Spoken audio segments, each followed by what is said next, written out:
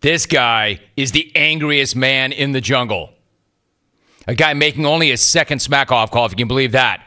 But a guy who could easily win this thing. He's from the up-and-coming shiny city of Buffalo. He doesn't care if you hate him because he hates you as well. He is Rick in Buffalo. We go there right now. Great to have you, Rick. How are you? Happy 25th, Jim. What an honor it is to be here.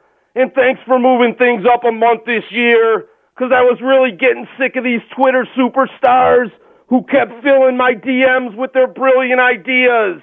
Hey, idiots, how about this for an idea? You can celebrate when you get red, and I'm going to celebrate when you get dead. Keep sniffing around my house, and it won't be long.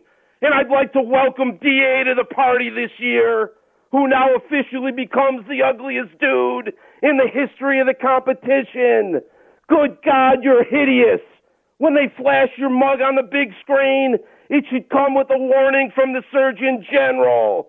Seriously, DA, I can't tell if that's your mouth or a catcher's mitt. You don't have a face for radio, my man. You got a face for a closed casket funeral.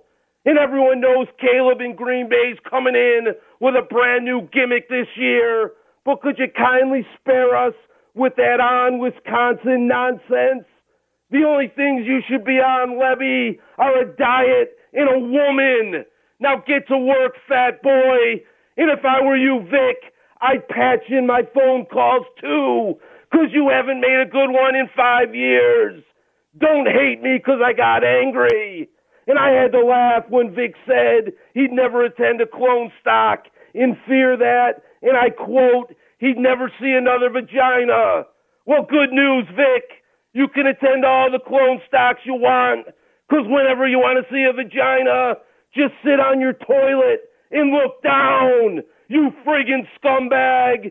And is anyone else as sick of Canada as I am? Honestly, Jim, I don't think this country's ever gotten anything right. Its economy's always in the tank, its citizens are always a-holes, and its Smackoff callers are always friggin' terrible. Even that dead, coked-out mayor of Toronto thinks Matt and Tyler are a national embarrassment. And don't even get me started on all those NBA frontrunners. 3 Raptors fans in May turned into 3 million diehards in June. My skank mother-in-law even went up for the parade. This drunk bitch is going on 70 and still wants to party like it's Woodstock 69. And no lie, Jim, she comes back with one of those stupid vape pens and a t-shirt for my daughter that says, "Blaze it like grandma." Most parents save for their kids' education. I'm saving for their rehab. And people wonder why I'm so pissed off all the time.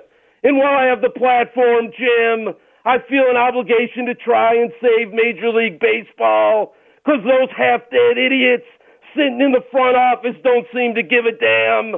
The solution really is a simple one. Get rid of replay already, you friggin' morons. Human error has always been the most beautiful part of the game. Think about it, Jim. Replay would have deprived us of all the joy that came with watching Don Denkinger blow the '85 World Series and the thousands of death threats that ensued. Replay would have robbed us of all the intrigue that came with wondering whether or not Steve Bartman was going to make it out of Wrigley alive that night. Threats and violence, Jim, the perfect national pastime.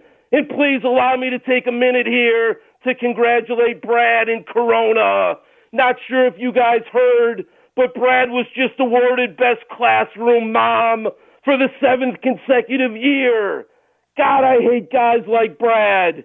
Never had to work a day in his life, walks around flashing his old man's cash, and hangs out with all his kids' friends just 'cause he's got nothing better to do. The toughest decision Brad has to make is whether he wants his mom or his wife to wipe his ass before bedtime. And I know that glamour shot in your fundies won you the title last year, Bradley, but the long-term damage it did is undeniable. Now the whole world knows You're built like a 12-year-old and hung like my 2-year-old. Hope it was all worth it, former champ. Wore the mighty Niagara Falls being the 8th wonder of the world, and the mighty Rick in Buffalo being the 9th. Wore Trapper and Dana Point. Wore the proud, shiny, up-and-coming city of Buffalo, New York. Your sports teams may be better than ours, but get us in a street fight, and we'll kick your asses every time. Thanks for the vine, Jim. I'm out. Rick in Buffalo. That's how you do it. Man, that guy is so angry. That guy is so violent. That guy so badly wants to give anybody who looks at him the wrong way the hands. Rick in Buffalo and Vic back to back.